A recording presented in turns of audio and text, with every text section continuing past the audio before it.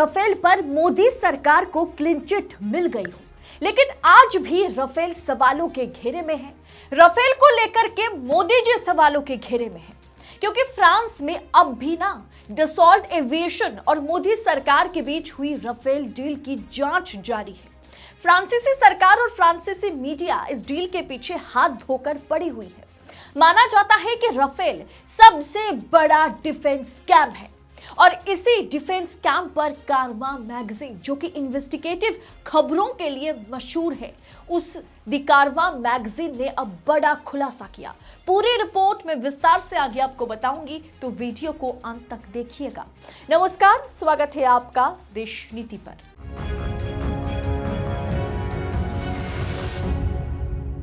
देश नीति, केवल सच्ची और पक्की खबरें। The Gupt Papers: How the Modi government is covering up 2 decades of defense corruption to save the Rafale deal।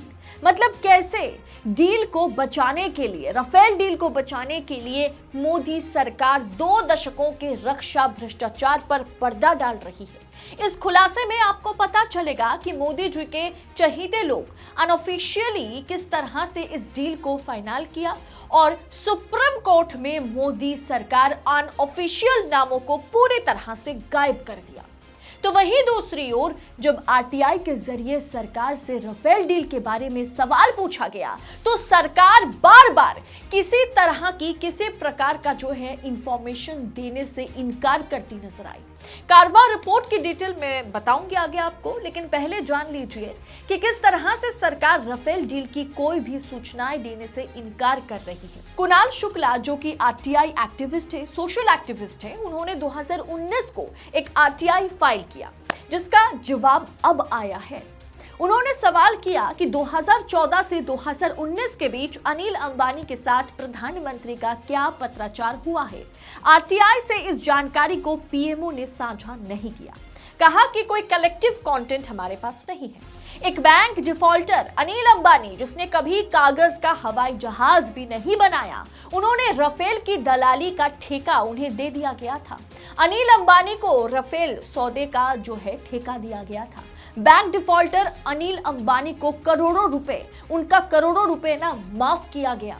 लेकिन आरटीआई से यह जानकारी नहीं दी जा सकती कि अनिल अंबानी ने इस खेल के लिए प्रधानमंत्री को क्या पत्र लिखे या दोनों में ऑफिशियली इस डील को लेकर के क्या बातचीत हुई, राफेल को लेकर के दोनों में क्या संवाद हुए थे।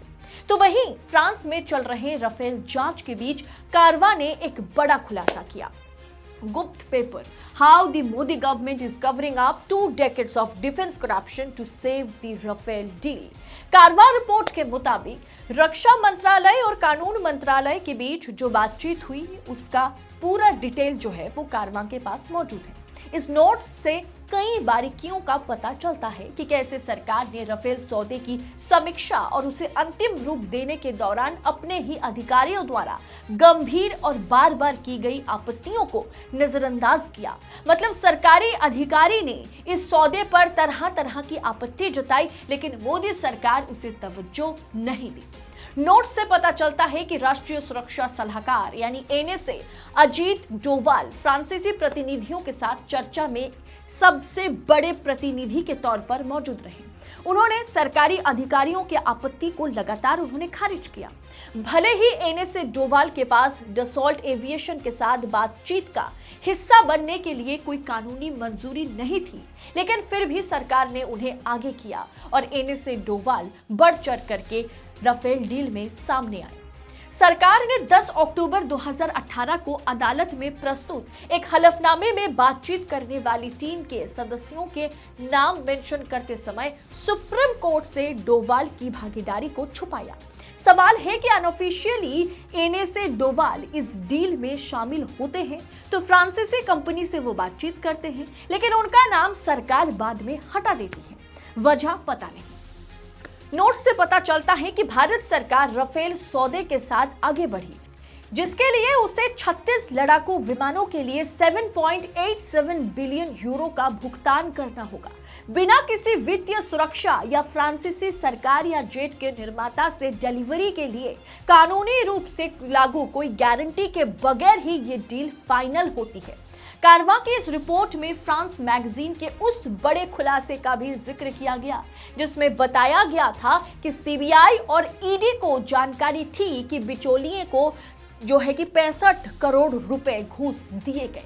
रिपोर्ट के अनुसार डसॉल्ट ने ये पैसे भारतीय बिचौलिया जो है कि सुशेन गुप्ता को दिए थे। सुशेन गुप्ता, इसकी जानकारी सीबीआई को भी थी और ईडी को भी, लेकिन इन एजेंसियों ने इस मामले पर कोई एक्शन नहीं लिया। रिपोर्ट के अनुसार इसमें ऑफशोर कंपनियां, संदिग्ध अनुबंध और झूठे चालान शामिल है। भारत के संघीय पुलिस बल, केंद्रीय जांच ब्यूरो सीबीआई और प्रवर्तन निर्देशालय यानी ईडी के सहयोगियों के पास अक्टूबर 2018 से सबूत है कि डसॉल्ट ने कम से कम 65 करोड़ रुपए का भुगतान किया है बिचौलियों को, जबकि सरकार ने इस रिपोर्ट को बाद में फेक करार दिया। लेकिन क्लीन चिट मिलने के बाद भी राफेल डील पर लगातार सवाल उठ रहे हैं, क्योंकि इस मामले में कई पहलू ऐसी हैं जिसे अनदेखा करते हुए सोच समझकर इस केस को रफा दफा कर दिया गया। ऐसा आरोप विपक्ष लगातार रहा है, लेकिन फ्रांसीसी जांच एजेंसी पिछले 2 साल से इस सौदे की जांच कर रही है। अब देखना दिलचस्प होगा कि राफेल पर और क्या बड़ा धमाका होता है। आपको क्या लगता है कि किस तरह से एनएसए डोवाल को इसमें शामिल किया गया था इस सौदे में बातचीत करने के लिए फ्रांसीसी कंपनी के साथ, और बाद में अजीत डोवाल की जो इन्वॉल्वमेंट थी उसे पूरी तरह से सुप्रीम कोर्ट के आगे जब सरकार ने हलफनामा दायर किया तो अजीत डोवाल का नाम पूरी तरह से, उनकी मौजूदगी, उनका इन्वॉल्वमेंट पूरी तरह से हटा दिया गया। इसके पीछे वजह क्या है, और साथ ही साथ क्या ईडी और सीबीआई को ये जो मिडिलमैन है जिन्हें कम से कम 65 करोड़ रुपए जिन्होंने वसूली की या जिन्हें दिया गया एक तरह से घूस के तौर पर, रिश्वत के तौर पर, क्या इसके बारे में वाकई सीबीआई और ईडी को जानकारी थी? उसके बावजूद भी हमारी जांच एजेंसियां चुपचाप तमाशा देखती रही। और सबसे उससे भी ऊपर जब आरटीआई के जरिए ये सवाल पूछा जाता है, जब राफेल को लेकर मोदी सरकार और उस समय जिन्होंने डील किया था अनिल अंबानी के बीच क्या ऑफिशियल बातचीत हुई थी इस डील को लेकर के, जब इस पर भी सवाल पूछा जाता है, राइट टू इंफॉर्मेशन एक्ट के तहत 2019 में सवाल पूछा जाता है और अब जवाब आता है कि नहीं, हमारे पास कोई कलेक्टिव इंफॉर्मेशन नहीं है। यानी राफेल जो है कितना बड़ा एक आप कह सकते हैं एक बड़ा सवाल बनकर रह गया है, और मोदी सरकार के लिए राफेल एक बहुत बड़ा क्वेश्चन मार्क है, भले ही मोदी सरकार को इसमें क्लीन चिट मिल गई हो।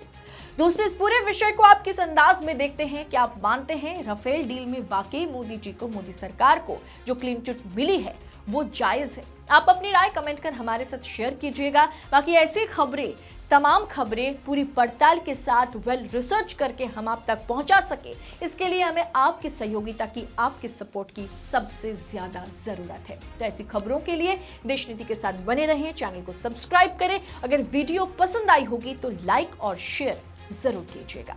बहुत बहुत शुक्रिया। जय हिंद, जय भारत।